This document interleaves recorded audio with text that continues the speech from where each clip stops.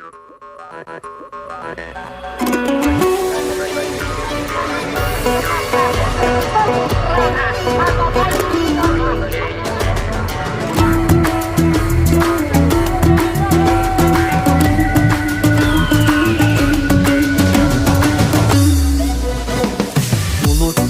ayırmasın dilden algan, dili biz babalardan muras kalgan. Özөлкөң өз тилиң болгон үчүн, кыргызым жашап келет байыртадан. Эне тил ар бир жандын дили болот, эне тил жүрөгүңдүн үнү болот.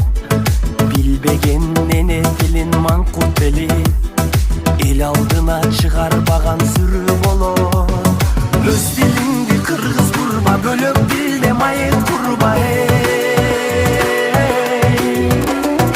Эне тилин чаңганарды намыстан карап турба.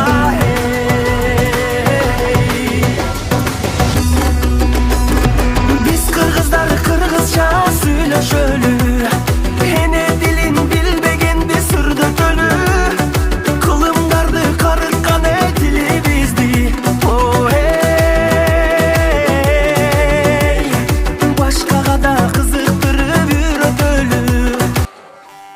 Эне тилин унуткандар, чырмалышкан иштин да чатышы бар, чындыктын да чыгышы батышы бар. Чатырмандын кудайы тилен эмес, чумундун да жашоого акысы бар. Сайдын дагы башталган башаты бар, саяпкердин сактаган такасы бар. Өрөөндөгү кинедей өзүндүн да өз тилинде чардаган бакасы бар.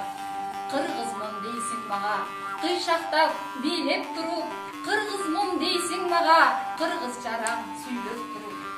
Кыргыз эмес кыргызды жугуткандар, кылым кезген тарыхын унуткандар. Кыргыз эмес кыйшайтып калпак кийип, кадыр баркынын калкынын куруткандар. Til ko'tarmaganni til ko'taradi. Suydirganda til, kuydirganda til. So'ngsiz til sindiradi. Til o'yin sandig'i, til qo'qqisdan o'tkir.